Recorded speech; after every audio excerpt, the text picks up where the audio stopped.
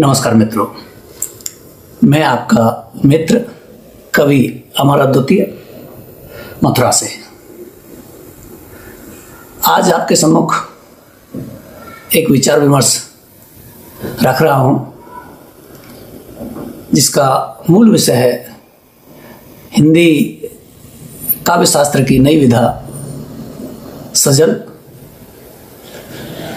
सजल हिंदी की नई नवेली काव्य विधा है, जिसका अंकुर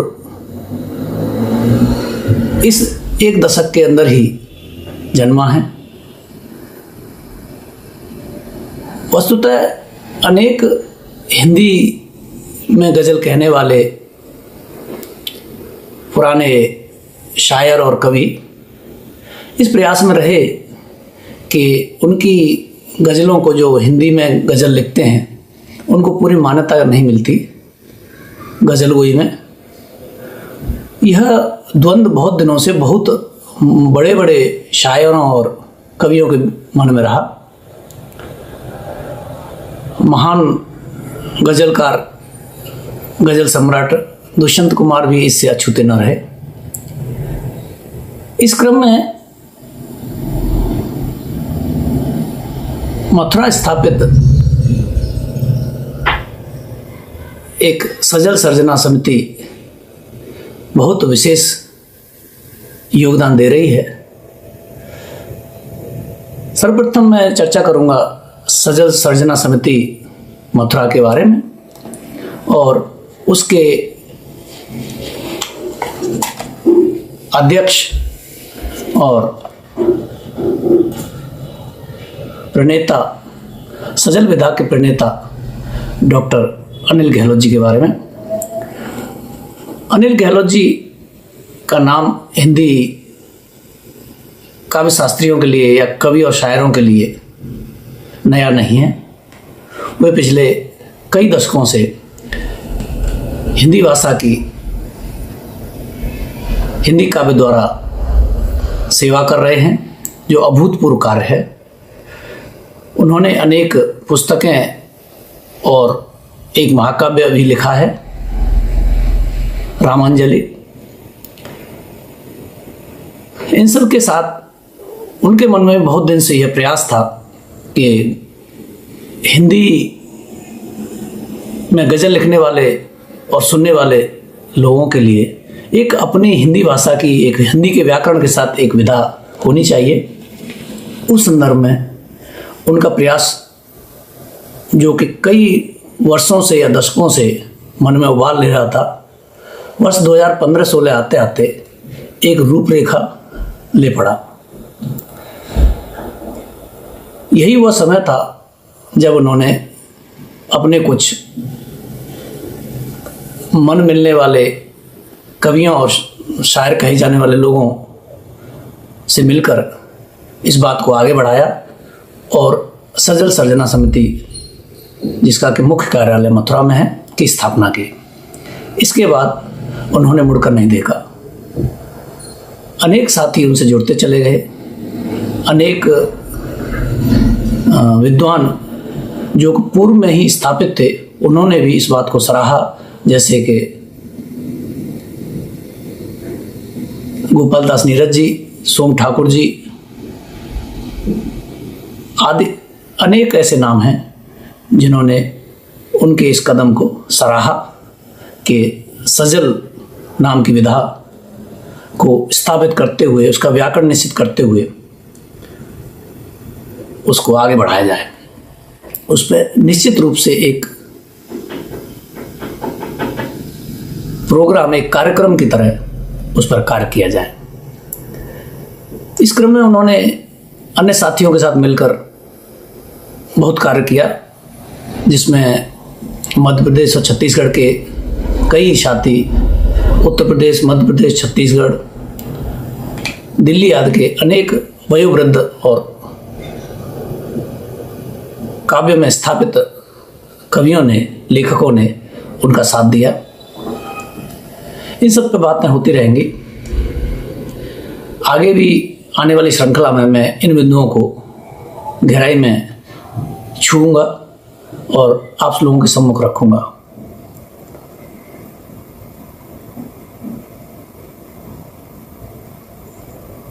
डॉक्टर महेश दिवाकर जी मुरादाबाद से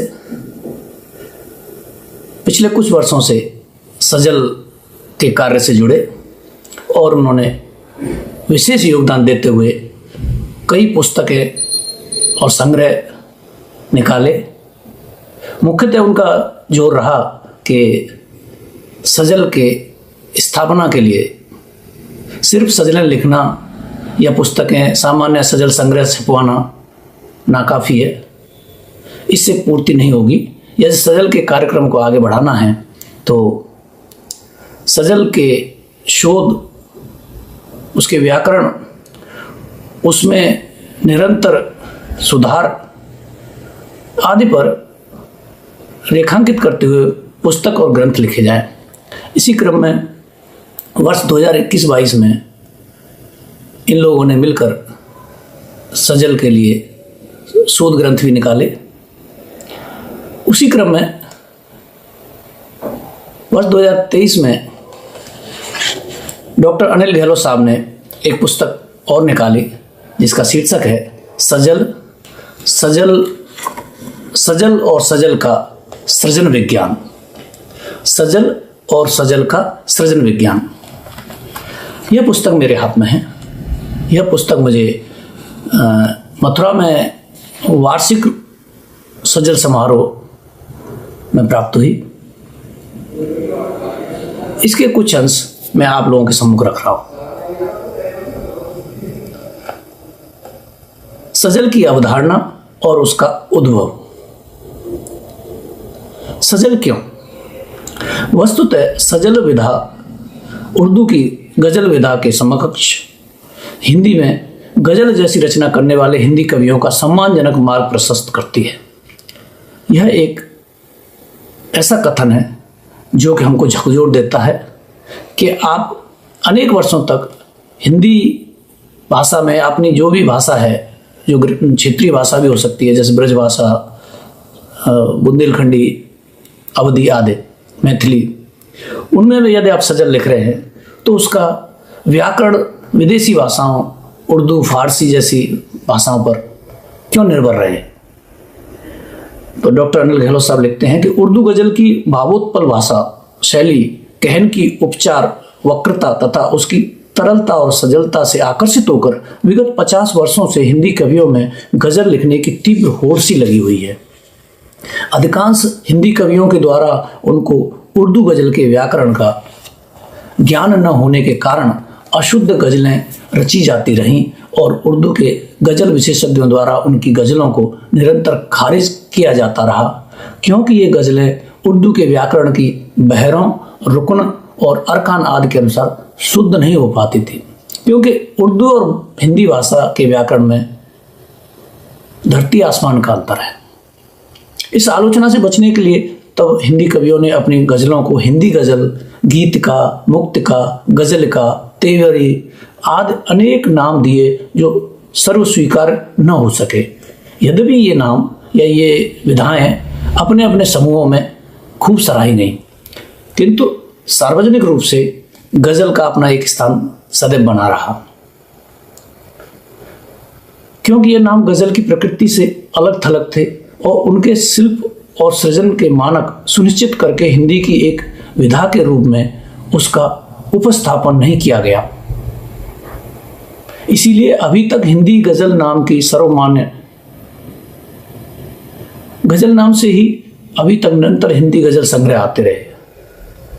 हिंदी कवियों के नुक्ता लगे शब्द बाहुल्य से और उर्दू के व्याकरण से विकृत हिंदी है, फिर इसको हिंदी की विधा कैसे मान लिया जाए? यह आश्चर्य की बात है। वस्तुतः गजल जैसी द्विपंथिक हर कविता गजल नहीं हो सकती। गजल चाहे उर्दू की हो चाहे हिंदी की, वह गजल के शिल्प और उसके व्याकरण के बहर और रुकन, अरकान आदि पर खरी हो, वह गजल या हिंदी गजल कही जानी चाहिए। इसका अर्थ यह हुआ कि हिंदी गजल न तो उर्दू गजल के मानकों पर खरी है, न ही यह हिंदी भाषा की विधा है, क्योंकि उसकी भाषा खिचड़ी भाषा है, हिंदी नहीं है। इसी समस्या के समाधान के लिए हिंदी की सजल विधा का जन्म हुआ। सजल की अवधारणा क्या है? हिंदी की सजल विधा केवल गजल का नाम बदलने का उपक्रम मात्र नहीं है। सजल हिंदी के उर्दू मिश्र हिंदी बनते चले जाने से उसके स्वरूप को बचाने का एक सौद्देश्य महायज्ञ है। सजल के शिल्प में मूलतः 3 बातें ही मान्य की गई हैं। समान मापन अर्थात मीटर, सभी पंक्तियों का मात्राभार समान हो, सभी पदकों में एक निश्चित लय की एकरूपता हो, और तृतीय, सजल की भाषा शैली अर्थात कहन दोहा मुक्तक वाली कसावट पूर्ण चमत्कारिक कहन हो, गीत वाली वर्णनात्मक शैली न हो। हिंदी के रचनाकार जो गजल में रुचि रखते हैं और उर्दू गजल के नियमों की जटिलता से मुक्त होकर अपने गढ़े मानकों पर हिंदी में गजल जैसी कविता भी सम्मानपूर्वक कर सकें, इस उद्देश्य को लेकर सजल विधा की खोज की आवश्यकता का अनुभव किया गया। सजल की भाषा उर्दू की छाया से पूर्णतः मुक्त हिंदी है। इसमें गजल की परछाई बहुत मामूली है, ना के बराबर है। बोलचाल के उर्दू, अंग्रेजी या क्षेत्रीय भाषाओं के प्रचलित शब्द भी स्वीकार्य हैं, जहां उनके हिंदी के वैकल्पिक शब्द न मिल पा रहे हों, अर्थात उतना प्रभाव नहीं दिखा रहे हों। वर्तमान में अपनी मातृभाषा हिंदी के गिरते चले जा रहे स्तर की चिंता को लेकर इसके अनुरक्षण और संवर्धन के लिए हम सभी सजलकार प्रतिबद्ध होकर सेवारत हैं।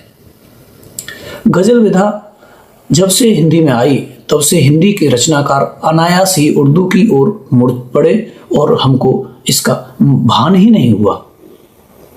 धीरे धीरे उर्दू हमारी लेखनी की नोक पर चढ़ गई और हिंदी विकृत होती चली गई। इसी चिंता ने सजल विधा को जन्म दिया। गजल के समकक्ष हम हिंदी की अपनी स्वतंत्र विधा सजल के लिए देश भर के रचनाकारों को सक्रिय करके सभी को उर्दू के मोह से मुक्त करने का प्रयास कर रहे हैं। इसमें हमारे अनेक विद्वान साथी कवियों, प्रोफेसरों, पत्रकारों और समीक्षकों तथा अन्य बुद्धिजीवी हिंदी प्रेमियों का तन मन धन से हमें सहयोग मिल रहा है। यह अंश है डॉक्टर अनिल गहलोत जी की पुस्तक सजल और सजल का सृजन विज्ञान। उर्दू के रंग में सराबोर रंगी विकृत हिंदी भाषा में लिखी गई देवनागरी लिपि में लिखी होने भर से क्या इस हिंदी गजल को हिंदी की विधा कहना उचित है? कदापि नहीं। सजल का उद्भव, डॉक्टर साहब कहते हैं कि मेरे मोबाइल के व्हाट्सएप ग्रुप गजल है जिंदगी के सहभागी विभिन्न विद्वानों की परस्पर चर्चा और पर्याप्त विचार विमर्श के उपरांत इस पटल के संयोजक डॉक्टर अनिल गहलोत के द्वारा सृजन के नए मानकों के साथ हिंदी की नई विधा सजल की प्रस्थापना की गई और 5 सितंबर 2016 को हिंदी काव्य में सजल विधा के पदार्पण की विधिवत घोषणा की गई। उसके बाद इस व्हाट्सएप ग्रुप का नाम बदलकर सजल है जिंदगी कर दिया गया, जिसमें कोई भी नुक्ता नहीं लगाया गया। इसके 1 साल बाद इस ग्रुप के नाम से जिंदगी शब्द को भी हटाकर इसका नाम सजल सर्जना कर दिया गया। सजल की अवधारणा और उसके स्वरूप निर्धारण के बाद उसके सृजन के मानक इस प्रकार सुनिश्चित किए गए। सजल की संरचना, उसकी कहन और उसका शिल्प उर्दू गजल की तरह ही रखा गया, किंतु उसमें गजल की बहर, अरकान, रुकन आदि की जटिलता को अमान्य किया गया है। लय किसी भी हिंदी छंद की ले सकते हैं, किंतु लय की एक रूपता अनिवार्य है। हिंदी काव्य में सजल विधा के पदार्पण की घोषणा 5 सितंबर 2016 को की गई थी। उसके ठीक 1 साल बाद मथुरा में हिंदी सजल सर्जना समिति के तत्वावधान में प्रथम हिंदी सजल महोत्सव का भव्य आयोजन किया गया। 5 सितंबर 2017 को आयोजित प्रथम सजल महोत्सव के मुख्य अतिथि सुविख्यात हिंदी कवि पद्म विभूषण की सम्मानोपाधि से अलंकृत स्वर्गीय गोपाल दास नीरज रहे। देश भर के हिंदी के प्रोफेसरों, कवियों और अनेक साहित्य प्रेमियों ने इसमें सहभागिता की। हिंदी काव्य धारा में सजल को अपने व्याकरण और मानकों के साथ हिंदी के सभी उपस्थित विद्वानों ने हिंदी साहित्य में नई विधा के रूप में मान्यता दी। मित्रों, इस तरह से हम देख रहे हैं कि वर्ष 2015-16 में चर्चा शुरू हुई और 5 सितंबर 2016 को विधिवत रूप से सजल को हिंदी काव्य की विधा के रूप में स्वीकारता देने के बाद समिति ने इस कार्य को सार्वजनिक रूप से आगे बढ़ाने का कार्य किया और 2017 में प्रथम वार्षिक सजल महोत्सव मथुरा में संपन्न हुआ। सजल की भाषा संप्रेषणीय सरल हिंदी भाषा है, जिसमें अन्य किसी भाषा, अंग्रेजी, उर्दू आदि के बोलचाल वाले जन प्रचलित शब्द आवश्यक होने पर ले सकते हैं, किंतु उनका उपयोग हिंदी की वर्तनी की सीमा में और हिंदी व्याकरण सम्मत ही किया जाना अनुमन्य है। हिंदी छंदशास्त्र के अनुसार हिंदी कविता में मात्रा पतन वर्जित है, अतः सजल में भी मात्रा पतन अमान्य है। एक वचन को ये, एक वचन को वो भी लिखना, एक को एक लिखना या यों को यूं, क्यों को क्यों लिखना, सिर को सर लिखना सजल में पूर्णतः निषिद्ध है। इस प्रकार सजल हिंदी छंदों की लय पर आधारित हिंदी व्याकरण सम्मत भाषा की प्रतिबद्धता के साथ संकल्पित हिंदी गीत काव्य की एक परिपूर्ण विधा है, जिसके भाषा और शिल्प के अपने स्थापित मानक हैं। सजल का रूपबंध। यहाँ डॉक्टर साहब कहते हैं कि सजल की संरचना द्विपंक्तिक होती है, जिसमें कम से कम 5 कड़ियाँ अनिवार्य हैं। सजल के अवयव क्या हैं कि एक सजल में 2 पंक्तियों की कड़ी को पदिक कहते हैं। पदिक की दोनों पंक्तियों को पल्लव कहते हैं। प्रथम पदिक आदिक और अंतिम पदिक अंतिक कहलाता है। आदिक के दोनों पल्लवों के अंत में समतुकांत शब्दों के बाद यदि किसी शब्द या पदबंध शब्द समूह अथवा वाक्यांश की आवृत्ति होती है तो उसे पदांत कहते हैं, और पदांत के ठीक पहले समतुकांत शब्दों की समध्वनि को समांत कहते हैं। साथ ही ये समतुकांत शब्द समांतक शब्द कहे जाते हैं। आदिक, समादिक और अंतिक। सजल का प्रथम पदिक आदिक होता है और यदि दूसरा पदिक भी समतुकांत है तो वह समादिक कहलाता है। स्मरण रहे कि एक सजल में केवल एक ही समादिक अनुमन्य है। यदि फिर कोई पदिक समतुकांत होता है तो वह समांत दोष माना जाता है। सजल के अंतिम पदिक को अंतिक का नाम दिया गया है। अब हम आगे बढ़ते हैं सजल का उद्भव और उसकी विकास यात्रा पर।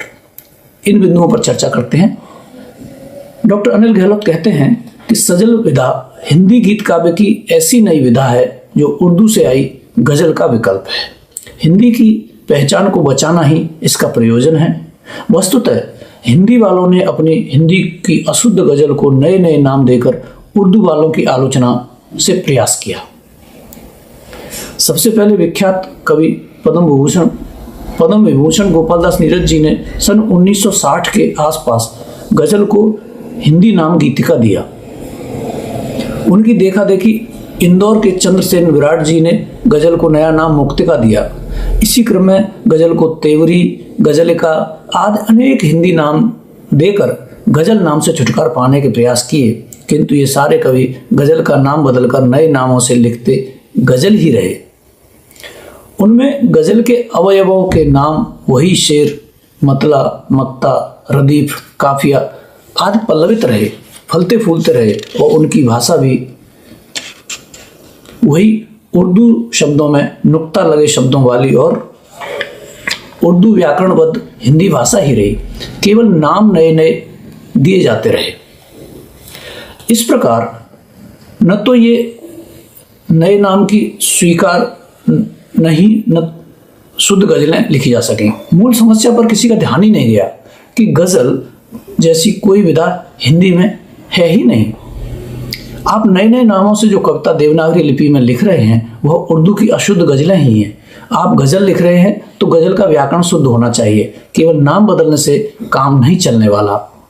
गजल तो गजल ही रहेगी, चाहे वह किसी भी लिपि में हो किसी भी भाषा में हो, जब तक उसके समकक्ष हिंदी की अपनी अलग कोई विधा नहीं लाई जाती। मां सरस्वती कृपा से सबसे पहले हमारा ध्यान इस समस्या पर गया कि गजल के समकक्ष हिंदी की अपनी एक विधा होनी चाहिए, ताकि हिंदी कवि अपनी विधा में, अपनी भाषा में गजल के समकक्ष कविता लिख सकें और उर्दू को ओढ़ने बिछाने को वह बाध्य न हो, ताकि हिंदी की पहचान को बचाया जा सके। इसी समस्या के समाधान हेतु सजल विधा की खोज की गई। हमारे मोबाइल के व्हाट्सएप ग्रुप गजल है जिंदगी के साथियों से हमने सन 2016 में हिंदी को बचाने की अपनी इस चिंता को साझा किया। हमने कहा कि क्यों न गजल के समकक्ष हम हिंदी की एक अपनी विधा लाएं, जिसके भाषा और व्याकरण से और शिल्प के अपने मानक हों। हमारे ग्रुप में अनेक हिंदी के विद्वान कवि, गजलकार, प्रोफेसर, समीक्षक और समाज सेवी जुड़े हुए हैं। एक माह के सघन विचार मंथन के उपरांत सहमति बनी। सजल विधा के नाम पर और सजल के अंग उपांगों के हिंदी नामों पर सर्वसम्मति से निर्णय लिया गया। सजल की भाषा, व्याकरण और शिल्प के मानक भी सुनिश्चित किए गए। सजल की लय का आधार हिंदी छंदों की लय को मान्य किया गया। उसके उपरांत 5 सितंबर 2016 को उस ग्रुप का सजल विधा के हिंदी साहित्य में पदार्पण की घोषणा की गई और ग्रुप का नाम बदलकर सजल सर्जना कर दिया गया। इस विमर्श में हमारे सहयोग और समर्थन में श्रम और समय देकर सजल विधा को रूपायित करने में प्रारंभ में जिनकी वो प्रमुख भूमिका रही, उनके नाम यहाँ अंकित करना अति आवश्यक है। वे नाम हैं वाराणसी के डॉक्टर चंद्रभाल सुकुमार जी, डॉक्टर राम सनेही लाल शर्मा यायावर जी, श्री विजय राठौर जी, श्रीमती रेखा लोढ़ा स्मिथ, श्री विजय वागरी जी विजय, डॉक्टर मोर मुकुट Sharma, Shri Santosh Kumar ji, doctor BK Singh ji, doctor Ram Prakash पथिक जी, डॉक्टर राकेश सक्सेना जी, श्री रामवीर सिंह जी, श्री ईश्वरी प्रसाद यादव जी, श्री महेश कुमार शर्मा, श्रीमती कृष्णा राजपूत, एडवोकेट हरवेंद्र सिंह गौड़ तथा डॉक्टर LS आचार्य आदि वे नाम हैं जो शुरुआत के महीनों और दिनों में इस सहमति के साथ जुट गए और सजल को आगे बढ़ाया। यहाँ अनेक नाम वो भी हैं जो छूट गए हैं, क्योंकि सभी के नाम लेना संभव नहीं है। कुछ अन्य विद्वान और भी थे जो साथ जुड़े, किंतु बाद में सजल से असहमत होने के कारण अलग भी हो गए। उनके नाम का यहाँ उल्लेख करने का कोई अर्थ नहीं है। सजल विधा की इस प्रस्थापना के बाद 2 व्हाट्सएप ग्रुप सजल सृजन मध्य प्रदेश और सजल सृजन छत्तीसगढ़ भी संचालित होने लगे, जिन पर अनेक रचनाकार सजल सृजन में सक्रिय हो गए। इसका लाभ यह हुआ कि सजल विधा के प्रवर्तन के 1 साल के अंदर ही सैकड़ों हिंदी गजलकार गजल से मोहभंग करके सजलकार बन गए। यह 1 वर्ष की उपलब्धि है। सजल विधा के साहित्य में पदार्पण की घोषणा के तुरंत बाद हमने विचार रखा कि सजल विधा की प्रस्तावना के लिए आवश्यक है कि सजल के संग्रह और संकलन प्रकाशित हों। इसी आशय से हमने सजल सप्तकों की श्रृंखला प्रकाशित करने की घोषणा की। सबसे पहले 7 सजलकारों की 11 सजलें लेकर प्रथम सजल सप्तक 1 प्रकाशित किया गया। सजल सप्तक 1 में 7 सजलकारों की 11 रचनाएं थी और 3 सजलकारों के व्यक्तिगत एकल संग्रह भी सजल विधा के जन्म के 1 वर्ष के अंतर्गत ही प्रकाशित हो गए। सर्वप्रथम छत्तीसगढ़ के वरिष्ठ कवि श्री विजय राठौर जी का सजल संग्रह आया, जिसका नाम था चांद पर घर बनाकर देखेंगे। सन 2016 में ही यह प्रकाशित हो गया, जो हिंदी साहित्य का प्रथम सजल संग्रह बना। इसके पश्चात डॉक्टर राम सनेही लाल शर्मा का तृषा का आचमन तथा डॉक्टर चंद्रभाल सुकुमार जी का एक सूर्य कल भी, ये 2 सजल संग्रह वर्ष 2017 में प्रकाशित हुए। 5 सितंबर 2017 को सजल विधा के जन्म के ठीक 1 वर्ष बाद ही मथुरा में प्रथम सजल महोत्सव वार्षिक रूप से भव्य आयोजन किया गया, जिसमें उक्त पुस्तकों का लोकार्पण किया गया।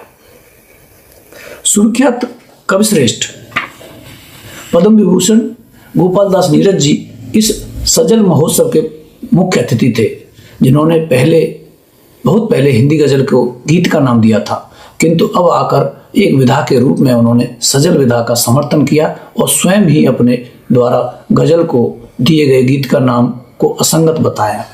उनकी सजल विधा की स्वीकार्यता और समर्थन का वह पत्र भी अभिमत के रूप में छापा है। इसके बाद सन 2016 से लेकर अब तक हजारों गजलकार अब गजल लिखना छोड़कर सजल लिख रहे हैं। अभी तक 10 सजल सप्तक प्रकाशित हो चुके हैं, जिनका संपादन डॉक्टर अनिल गहलोत ने किया है। उनमें से एक सजल सप्तक 10 के संपादक के रूप में श्रीमती रेखा लोढ़ा स्मिथ उनके साथ रही। देश भर के 88 सजलकारों की 2-2 सजलों का प्रथम समवेत सजल संकलन देश के प्रतिनिधि सजलकार सन 2018 में प्रकाशित किया गया, जिसका संपादन छत्तीसगढ़ के श्री विजय राठौर जी ने किया। यह सजल का अब तक का विकास रहा, जो 1-2 वर्ष में ही अपना मूर्त रूप ले गया। विगत वर्ष 2022 में एक ही साल में 10 सजल शतकों की श्रृंखला का प्रकाशन किया गया, जिनमें से प्रत्येक में 25-25 सजलकारों की 4-4 सजलें हैं। इनका संपादन डॉक्टर अनिल गहलोत के साथ उनके निर्देशन में साथी संपादक के रूप में क्रमशः सर्वश्री ईश्वरी प्रसाद यादव, श्री विजय बागरी विजय, डॉक्टर राम सनेहीलाल शर्मा, डॉक्टर राम प्रकाश पथिक, श्री महेश कुमार शर्मा, श्री विजय राठौर, श्री दिनेश रोहित चतुर्वेदी, श्री विमल उपाध्याय, डॉक्टर नीतू गोस्वामी और श्रीमती संतोषी महंत श्रद्धा ने संपादन कार्य में सहयोग किया। सजल शतकों की इस श्रृंखला को आगे बढ़ाते हुए इस वर्ष सन 2023 में सजल शतक 11, 12 और 13 ये 3 सजल शतक प्रकाशित किए गए हैं, जिनका संपादन भी डॉक्टर अनिल गहलोत जी ने किया है। इसी क्रम में गत वर्ष तक प्रकाशित 10 सजल शतकों के बाद अब सजल अष्टकों की नई श्रृंखला का शुभारंभ हो चुका है, जिसके अंतर्गत इस वर्ष 2023 में डॉक्टर अनिल गहलोत के संपादन में सजल अष्टक 1 और सजल अष्टक 2 प्रकाशित किए जा चुके हैं। मित्रों, यह चर्चा जारी रहेगी। सजल पर यह विचार विमर्श और उसका संप्रेषण आप द्वारा पहुंचाने का क्रम यदि आप चाहेंगे तो जारी रहेगा।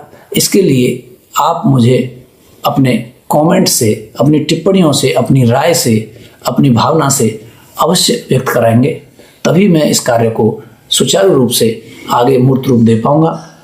चूँकि वीडियो बहुत लंबा हो जाता है तो इसे यहीं वाइंड अप करना ज़रूरी है। यदि इसमें आपको जो भी अच्छा लगा हो या जो आप सुधार के लिए राय देना चाहते हैं, मुझे देंगे कमेंट बॉक्स में द्वारा या बता के निजी रूप से बताकर, तो मुझे बहुत प्रसन्नता होगी और मैं सजल विधा के उत्थान और आगे बढ़ाने में अपना सहयोग इस रूप से देना चाहता हूं। इसके लिए आपका सहयोग भी आवश्यक है। आप सभी को शुभकामना देते हुए धन्यवाद। नमस्कार।